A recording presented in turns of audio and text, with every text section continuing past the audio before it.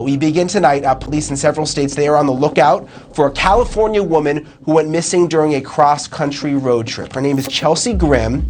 She left her home in San Diego on September 24th, headed for a wedding in Connecticut. She was traveling alone, with the exception of her pet bearded dragon.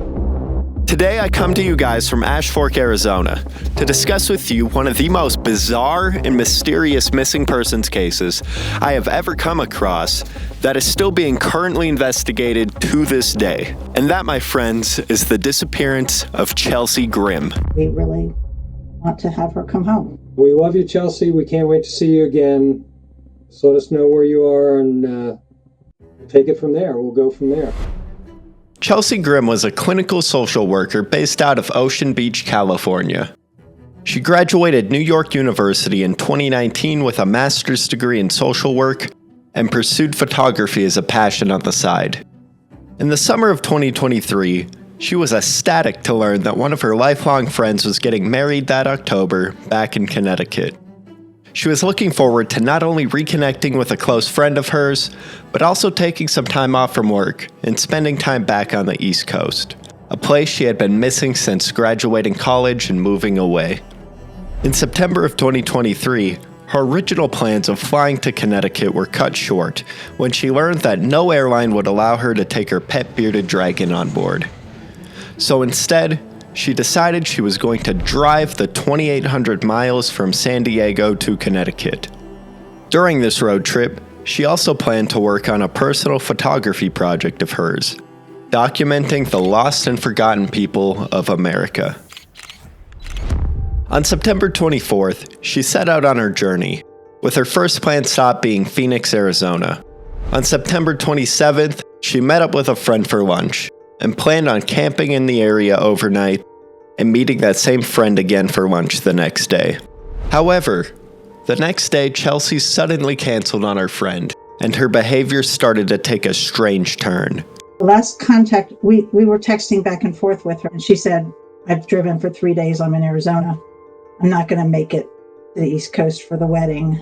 I think I'm going to just skip the wedding and stop here for a day or two and do some camping. She had her tent and her sleeping bag with her in the car when she left. And then radio silence. And she had told us she was going to probably be out of phone range for a couple of days. So a couple of days, we weren't alarmed. But then when 2 or 3 more days went by, and we usually texted or talked to her daily. So when a couple of days went by and we hadn't heard from her, we got really worried. The next day, witnesses spotted her at a motel near Williams, Arizona, where she seemed disoriented while attempting to book a room for the night. While at the motel, she attempts to pay for the room in euros, while telling the receptionist she is trying to stay off the grid. Unless you take euros, or anyone in town exchanges euros.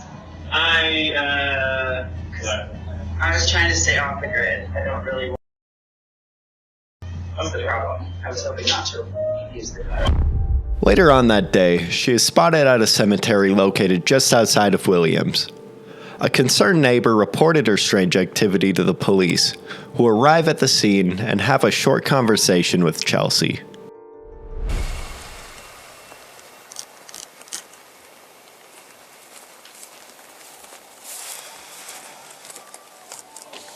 Hello. Hello. How are you doing? I'm okay. How are you? I'm doing great. Are you doing all right? Yeah, I just was doing a photo shoot of the lost soldiers and got a little emotional, so I was crying before I got back on the road. Yeah, okay. I'm just making sure someone called it in. So I'm sorry. No, you're quite all right. I mean, I was just doing a photo shoot, yeah. Packed up. I'm going to leave soon. Okay. But I just didn't want to drive like that. Sad. I got you. You've been smoking a little bit of marijuana? Earlier today, yeah. Okay. Yeah. Cool. Do you have your license on you by any chance? Yeah. It gets me all emotional, too. Yeah, it's just, I'm trying to do a series on the lost and the forgotten people in this country. I know you told me that you smoked marijuana and you're kind of obviously I would be in an emotional state as well. I don't know if you want somebody else to drive you, or if you just want to hang out here for a little bit longer. You're more than welcome to do that. Yeah, if it's okay with you, Yeah. if I hang out here for another like 15 or 20 and then head on the road, that would be my plan. Sure. I think. Yeah, I don't see any signs of impairment or anything like that. So. Yeah, no, I mean, with my eyesight and then crying, it's not the best combination at night. I totally I was like, understand. I'm just gonna like cry on the road, or I'm just gonna sit here and cry. So I got have you. my dragon, and I'm just. Oh, that's freaking cool! I didn't even notice that. Thanks, Rosie. Wow, Rosie, I that's. think she's asleep. Wow, right on. She got bored. Yeah. Do you have like a hotel around here or anything? I don't. I was actually thinking of just camping for the night, but I wasn't really sure exactly yet. Gotcha. Well, I didn't plan to be here until sunset. Okay, you can't camp in the city limits. It's kind of like a city statute we have. Okay, good. But you can always go. I don't know if you can see like the yellow lights over there, the Loves. It's a trucker stop in the gas station area. You can just sleep there. Nobody will bother you. Awesome. Yeah. Love that. Yes. Might get some good shots at sunrise too there. Oh, right on. Yeah. Yeah. The sunrise here too. If you ever want to take photo shoots of like the statues in the morning, dude, it's really cool because the sun like rises right behind them. Amazing. Okay, I'll probably stay at the truck stop then, save some money, and then come over for the sun. After that interaction with the police officer at the cemetery, Chelsea Grimm completely vanished. Her phone and banking activity completely stopped.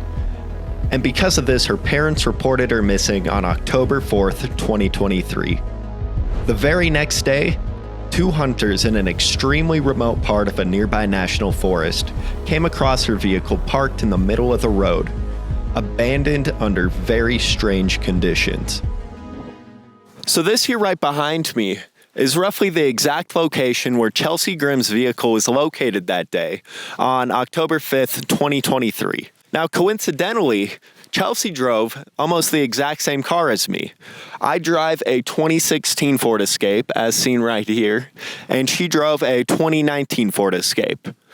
A lot of the articles you see online will call it a Ford Focus, but they're wrong. It is a 2019 Ford Escape. So with that all being said, this right here behind me, what you see is exactly what investigators would roll up on October 5th, 2023, when they came out to investigate this suspicious vehicle. Now, as the investigation kicked off, 2 witnesses would come forward. One of them actually being the last person to see Chelsea alive, would see her out in this location, in this field I'm standing in. So the man was a woodcutter, and his story goes that on September 30th, he was out here doing his thing, and he would come across Chelsea and her white Ford Escape sitting out here. And he decided to stop, go chat with her, see what she's up to. And he would later say that she seemed in good spirits. She said she was just out in the field doing some photography, and that she was most likely camping out here that night. And the woodcutter would go about his day, and on the way out, he saw her again and stopped and chatted and asked her one more time if she needed help with anything, which she declined. She said she was doing fine, and then the woodcutter would go out just along his way. Now, I know what you're thinking. I know all you true crime fanatics are screaming at the screen right now, trying to tell me that the woodcutter, very suspicious, probably came out here, knew there was a woman alone in the wilderness, took advantage, and either murdered her or kidnapped her or took her away, which, as suspicious as it might sound by an outsider, I have one very strong counter to that. So, like I said, we drive the exact same vehicle, and I've taken my car into many similar places, especially shooting missing person videos like this. I've taken it out into some very rough terrain, onto trails where you would expect to see only 4x4 trucks. You know, you got your Tacomas, your 4Runners, you'd see 4-wheelers, side-by-side, whatnot. So I have been spotted out in the wilderness in this, and I have had people stop me and flag me down just to ask me what I was up to, if I was okay.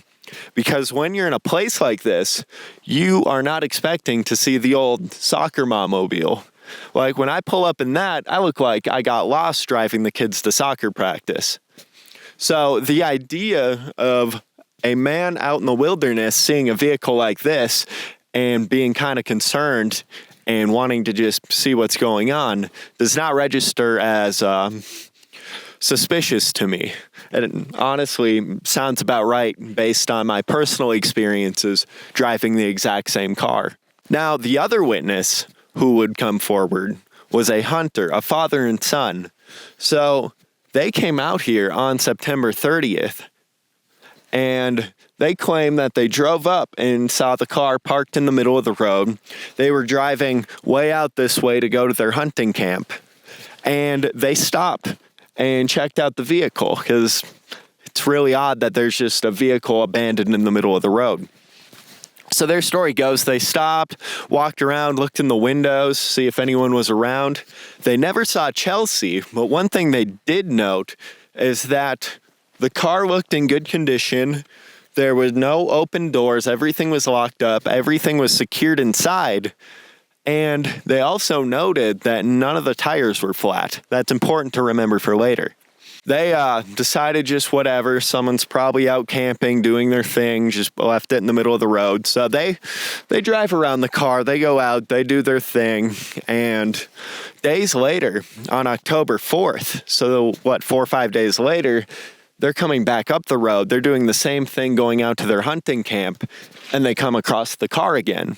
Now, there's been an abandoned vehicle in the road for 5 days now, they decide that they need to call this in and report it to the sheriff's office. Now, the day before, on October 4th, 2023, is when Chelsea Grimm's parents decided to officially file a missing persons report.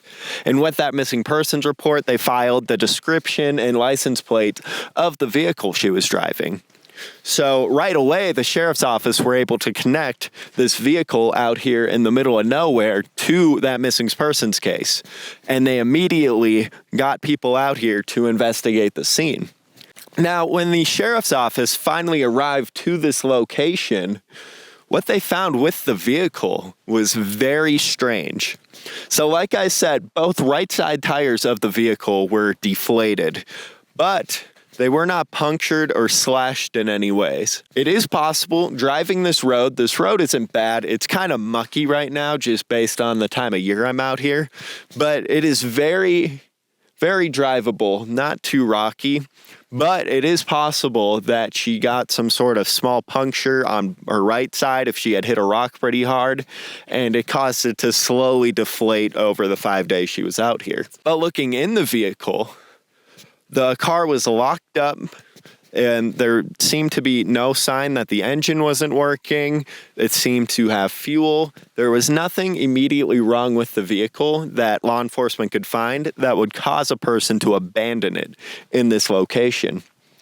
And even stranger, there was no sign of Chelsea anywhere. Now, law enforcement would tow the car out of this location, get it back to a secured facility, and manage to break into it. And what they would find was very bizarre. Now, inside the car, they found some of Chelsea's belongings, but there were also some things missing. Chelsea had taken with her her keys, her phone, her wallet, her sleeping bag, and her bearded dragon, her little lizard she was bringing with on the trip. But she had also left behind things like her tent. She left behind her camera, which is very strange for someone who is doing a road trip based around photography and taking pictures all over the country. Why would you abandon your camera in your vehicle? I mean, even if I, doing this, ended up in a sticky situation, the camera is the last thing I would leave. That is coming with me wherever I go. So that just raises a bunch of red flags. So with all that being said, what we can kind of piece together is Chelsea was out here and for whatever reason decided to just grab a few of her more important belongings and just leave. And based on where we are in the absolute middle of nowhere, the question becomes, where did Chelsea go? In the month following the discovery of her vehicle, massive search efforts by both locals and professional search and rescue personnel were conducted. Yet not a single piece of evidence was ever discovered. Furthermore, a series of very strange events follow the disappearance that make this case even harder to try to understand. An ex-boyfriend of Chelsea's almost immediately created a GoFundMe fundraiser for $30,000, claiming to be her fiancé. Chelsea's family has stated that this individual is a very bad person who Chelsea feared to even be around and to not donate at any point to that account.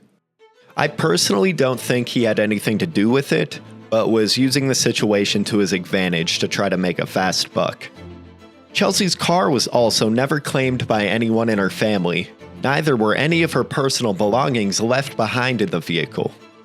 In late November 2023, the impound company holding the vehicle sold it due to overdue fees, and all of the belongings and any evidence they contained left in the vehicle were discarded and thrown away. Law enforcement stopped treating the case with any sort of priority almost immediately, and Chelsea's family doesn't seem too eager to put much effort into spreading awareness about the case. At the time of making this video, it has been roughly 4 months since Chelsea Grimm's disappearance, and not a single piece of evidence of what happened has been discovered. And her story is only being kept alive by people like myself who refuse to let these things be forgotten. Which just leaves one burning question in my mind. What really happened to Chelsea Grimm?